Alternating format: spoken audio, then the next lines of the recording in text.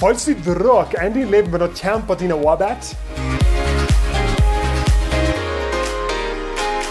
Wij zijn nach Pastor Jacob de laatste boodschap en een rief van boodschap op een druckfrie Leben. Wo wir kijken naar de dingen die ons Druck geven in ons leven en wo wir kunnen überstehen. Wir haben naar de thema's gekeken van die tijd, van die jaar, van die verhältnissen.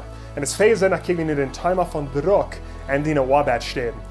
Wo schaffst du? Vielleicht bist du irgendwo am Farm, vielleicht schaffst du in ein Geschäft, vielleicht bist du in einer Hausmama. Wo immer die best von den 8 to 5 oder die 9 to 5, wo du jeder Tag schaffen das. Wat is dat wat die druk heeft in die Oabeit? Nu, wenn dieses meeste Menschen best, rammer de Welt, meeste Menschen zijn, die zijn onder grote druk van het kamp met de Oabeit. Die zijn zo dichtbij om bloß omvang te brouwen, wenn de druk is zo vol in their leven. En die willen de nächsten vielleicht van kop hebben of zo, wenn die zijn zo vol druk, wo die schaffen dan. Wat is dat wat die druk geven dat in die Oabeit?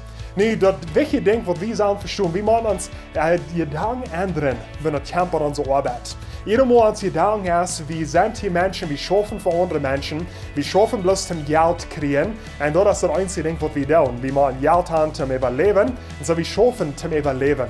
Maar we moeten ons denken veranderen. Wenn wir es dort schaffen, dann wir vergeten dort uns Mission drauf. En ons leven als du, wo wir schaffen dann. Gott hat uns geroopt om een gouden voorbeeld zijn en een steed wo wir schaffen dan. En so, wir sollen uns denken veranderen und wir schaffen nicht für Menschen, sondern wir schaffen für Gott. In Kolosser Kapitel 3, Vers 23 sagt er, alles was ihr tun, tut von hohen Jahren aus für Gott und nicht für Menschen. Und so, wir sehen, dass es wichtig, dass wir uns Gedanken ändern tun an diesem Thema. Wenn wir bloß für Menschen tun, dann da wir bloß Menschen ehren und wir boden vielleicht nicht auf, das ist bloß eine Arbeit. Das boden nicht, was ich tue oder was andere Menschen tun, das ist bloß zum Geld verdienen. Nee, das ist unsere Mission steht, wo wir sind geroopt, um ein Vorbild sein für Christus. Und so wir denken, wir verändern uns denken, wir schaffen für Gott, nicht für Menschen. Nicht das interessante Ding, was passiert, wenn wir unsere Einstellung ändern und sagen, wir schaffen für Gott, und dann anfangen wir Dinge bitterjeweilig zu tun, wir gehen der extra Mehl, wenn wir wollen Gott ehren mit der Arbeit, was wir tun.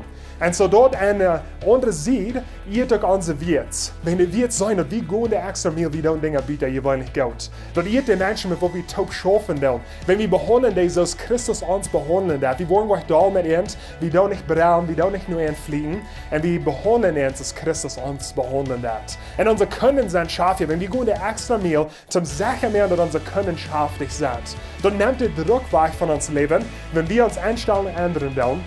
Sagen, nee, wir schaffen euch für Menschen, wir schaffen für Gott. Und wo ich schaffe, du willst ein feiner Vorbild sein für die Menschen rund mich, für das Vorbild, was Christus ist in meinem Leben. Das verändert uns und nimmt den Druck weg von unserer Arbeit, wenn wir unsere Arbeit tun für Christus und nicht für Menschen. Weil wir alle zu bossen in der Gott sehen, hat eine gute Werk.